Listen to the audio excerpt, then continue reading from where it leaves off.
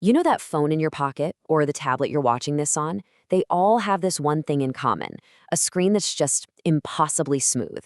We look through them, we tap on them all day long, but we almost never think about the incredible science it takes to create something so perfectly flawless. So today, let's dive into that. I mean, really, how do they do it? Because it's definitely not as simple as just cutting a piece of glass.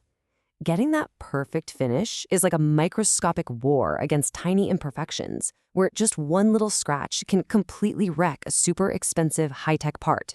And this whole story really starts with a big problem. For decades, the entire tech industry has been using one main method to get these surfaces perfectly flat and smooth.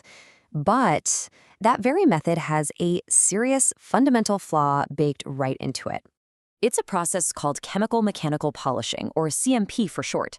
You can pretty much think of it as a super precise version of sanding. You take a rotating pad, you add a chemical slurry that's loaded with tiny abrasive particles, and you just grind down a surface, like a silicon wafer for a chip or a piece of glass for a display, until it's perfectly flat. But here is the big catch. The same abrasive particles that are supposed to be doing the polishing can also dig in too deep and create these microscopic scratches. Now for, say, a wooden tabletop, who cares? But on a processor or a high-res display, a scratch that's just a few nanometers deep, that's a fatal flaw. It's a deal breaker. The chip fails or the screen is ruined. And this slide, wow, this gives you a look under an atomic force microscope, and it really shows you the problem up close. That image on the left, that's what you get with the conventional method. See all those deep, nasty scratches? That's the fatal flaw we're talking about. The image on the right, though, that's the goal, an absolutely pristine, ultra-smooth surface. So the million-dollar question is, how do you go from that scratchy mess to total perfection? Well, a team of researchers from Russia's South Ural State University and their colleagues in China came up with something completely new, a totally different approach. They built a special polishing wheel that has, and you gotta love this, 0 abrasive grains fixed into it. None. Which, kind of brings up a pretty obvious question, right? How in the world can you polish something if your polishing wheel doesn't have anything abrasive on it? I mean, that sounds like trying to sand a piece of wood with a stick of butter. It just shouldn't work. The secret is hiding inside this machine. This is the ELID grinding setup. It stands for electrolytic in-process dressing. And yeah, it looks pretty complicated, but the idea behind it is actually incredibly cool and elegant. It doesn't just use a tool, it literally creates the tool as it goes. Okay, so let's break down how this magic trick actually works. This new method doesn't just find a way around the problem of fixed abrasive greens, it actually generates its own perfect, nano-sized abrasives right at the exact moment they're needed. So here's how it goes down. In step 1, an electric current passes through the iron wheel, creating this soft, kind of mushy iron oxide film on its surface. Then, step 2, the intense heat from the grinding process, we're talking up to 600 degrees Celsius, basically forges that soft film into something new. And that brings us to step 3. Brand new, super hard, nano-sized abrasive particles just pop into existence right there on the wheel surface, ready to do their job. And here's the truly brilliant part. That oxide film does more than just cook up the abrasives. It acts like a microscopic spring, or a cushion. The new nanoparticles are embedded in this slightly soft, flexible layer, which makes sure that they all press down on the glass with a perfectly gentle and uniform force. It physically prevents any one particle from digging in too hard and creating those scratches. It's genius. Okay, so that's the theory, and it sounds amazing, but does it actually work any better? Well, let's look at the data, because the results are, frankly, stunning. First up, surface roughness. The old-school methods get the surface down to about 9.4 nanometers.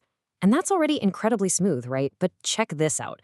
The new grainless wheel gets the surface roughness down to just 2.1 nanometers. That is more than 4 times smoother.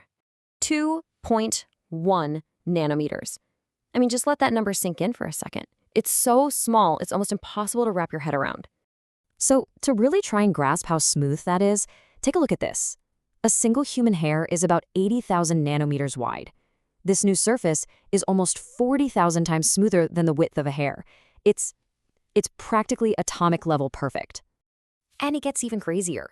You would think that a process this gentle and precise has to be super slow, right? Nope, it's actually the opposite. The researchers found that because these perfect little abrasive particles are created so densely and so uniformly right where they're needed, this method removes material nearly 4 times faster than the old way. And finally, there's clarity. This chart here shows how much light actually passes through the glass. Unpolished glass on the left is only about 75%. Conventional polishing gets you up to around 88%. But look at the new method on the far right. It pushes the light transmittance all the way up to 94%. A smoother surface scatters less light, and that means brighter, crisper, more beautiful displays for all of us. So what does this all add up to? I mean, why does a smoother, faster, clearer way to polish glass actually matter outside of a science lab? Well, the big picture here is huge. For us, right now, it means the screens in our pockets get even brighter and clearer. For the companies making them, it means fewer failed parts, which means higher yields and lower costs. But the future stuff is where it gets really exciting.